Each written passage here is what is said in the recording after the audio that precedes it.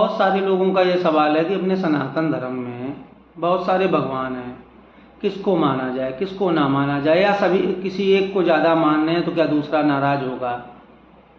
तो मैं आपको कहता हूँ कि अगर आपके सामने मिट्टी के कई सारे बर्तन रखे जाए, घड़ा है, प्याली है, कटोरी है, थाली है, गिलास है, सारे मिट्टी के बर्तन रख दिए जाए आपके सामने और आपसे पूछा जाए कि ये सब क्या है, तो आप कहोगे ये गिलास है, ये थाली है, ये कटोरी है, ये घड़ा है। फिर अगर हम आपसे कहें नहीं इसका वास्तविक रूप क्या है, तो फिर आप अपनी दृष्टि को थोड़ा बदलेंगे और देखेंगे, शायद समझ पाएं। और अगर आप समझ गए तो आप यही कहेंगे कि ये सब कुछ जो है सब मिट्टी है, सब कुछ एक ही है, कुछ अलग नहीं है। वो ग्लास भी मिट्टी है, वो कटोरी भी मिट्टी है, वो घड़ा भी मिट्टी है।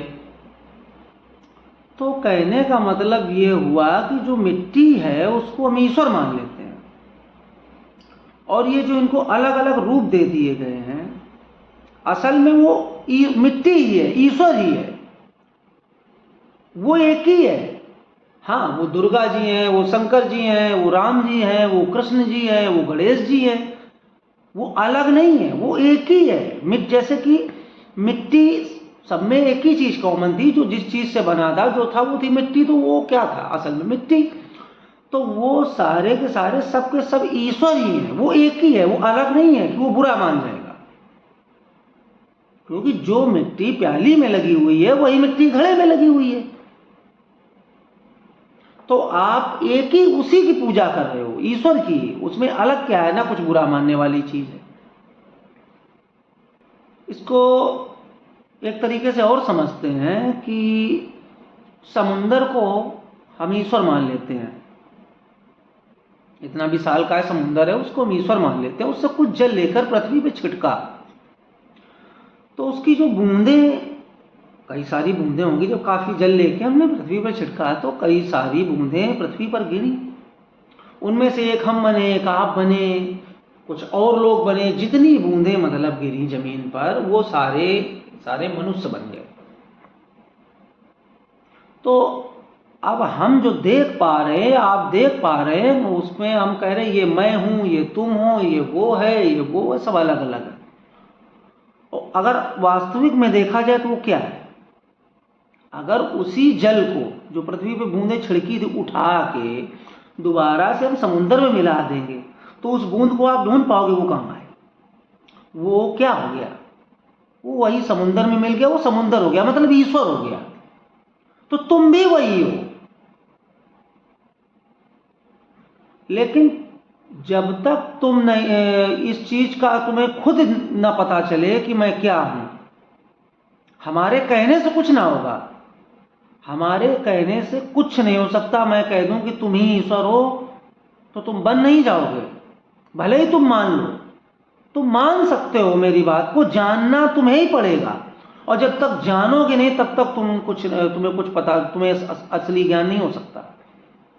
मानने से कुछ नहीं होता। और अक्सर कर हम हर चीज को मान लेते, जो हमारे माँ बाप ने बताया, जो समाज ने बताया, जो दुनिया ने बताया, उसको माने बैठे हैं, जाना नहीं है कुछ। कई चीजें लिखी गई हैं, अहम ब्रह्मास्मि, ईश्वर अंश जीव अविनाशी, इसका विनाश ना हो।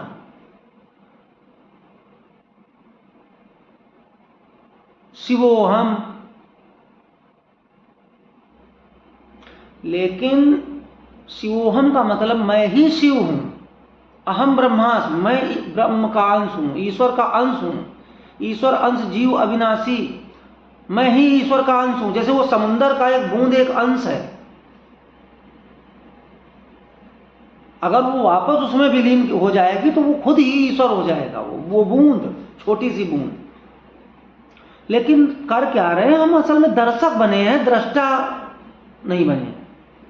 दर्शक और दृष्टा दोनों ही देखते हैं। बस दर्शक क्या है, देखने के बाद बाहरी चीजों को देखता है और उस पर प्रतिक्रिया देना चालू करता है कि मुझे दुख हो रहा है, मुझे सुख हो रहा है, मुझे ये अच्छा लग रहा है, ये बुरा लग रहा है। दृष्टा भी देखता है, वो अपने अंदर देखता है, वो बाहर नहीं देखता। और वो सिर्फ देखता है, वो प्रतिक्रिया नहीं देता, क्योंकि वो जानता है। जब आप अपने अंदर देखोगे और आप सत्य को जान पाओगे कि मैं ये क्या हूं, तो फिर आपके अंदर से कोई प्रतिक्रिया नहीं उठेगी। आप जान पाओगे जो ये दुख है, जो ये सुख है, ये मैं नहीं हूं, ये मुझसे अलग है। मेरे भावनाएं, मेरे विचार, ये सब कुछ मैं नहीं हूं, ये सब मुझसे अलग है। लेकिन हम बन बैठे हैं दर्शक, जो प्रतिक्रिया देना चालू कर देते हैं, इसी के कारण दुख है।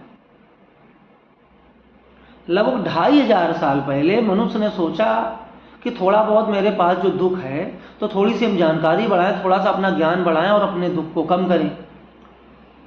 अब उसने अपनी जानकारी बढ़ाना शुरू किया, अपना ज्ञान बढ़ाना चालू किया, और काफ़ी हद तक बढ़ाया भी उसने। लेकिन जितनी स्पीड में उसने अपनी जानकारी बढ़ाई, उससे कई गुना स्पीड में उसका दुख बढ़ता चला गया। और जब उसका दुख और बढ़ गया था, तो उसने सोचा क्यों ना हम और जानकारी बढ़ाएं और अपना ज्ञान बढ़ाएं, जो इसको कम किया जा सके। तो उसने और जानकारी और ज्ञान बढ़ाना शुरू किया, उससे 4 गुना स्पीड में उसका दुख बढ़ता चला गया। दरअसल यहां हो क्या रहा है? सब कुछ उल्टा हो रहा है। क्यों हो रहा है? क्योंकि जब आप जानकारी लेना शुरू कर रहे हो, आप ये भी जानना चाहते हो, आप वो भी जानना चाहते हो, आप सब कुछ जानना चाहते हो, तो अपने आप को आप खंडित कर रहे हो चीज़ों को जानने में। इनको जानने में अलग हो, उसको जानने में अपने आप को तोड़ा आपने, उसको जानने में तोड़ा, सब कुछ जानने में आप अपने आप को खंड खंड कर रहे हो, तोड़ रहे हो। और टूटा हुआ मनुष्य कभी भी सुखी नहीं रह सकता। टूटा हुआ मनुष्य कैसे सुखी रह सकता है? आपने सब कुछ जाना, और जो चीज जानने को थी, सिर्फ एक चीज जानने को थी, वो थी स्वयं को।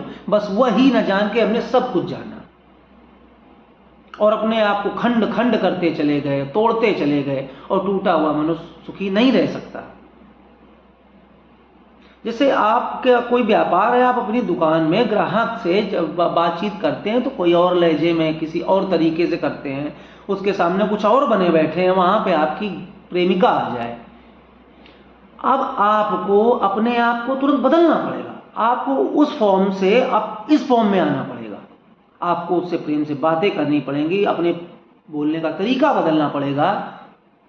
जो आप अपने कस्टमर के सामने कुछ और थे, अब यहाँ कुछ और बन गए। अब वो उस खंड से आप इस खंड में आ गए। अपनी माँ के सामने कुछ है, अपने पिता के सामने कुछ है, अपने समाज के सामने कुछ है। तो इस तरीके से आप टूटे बैठे हो, तो सुखी कैसे रह सकते हो? सुख की कल्पना भी करना आपके लिए ठीक नहीं है। धन्यवाद।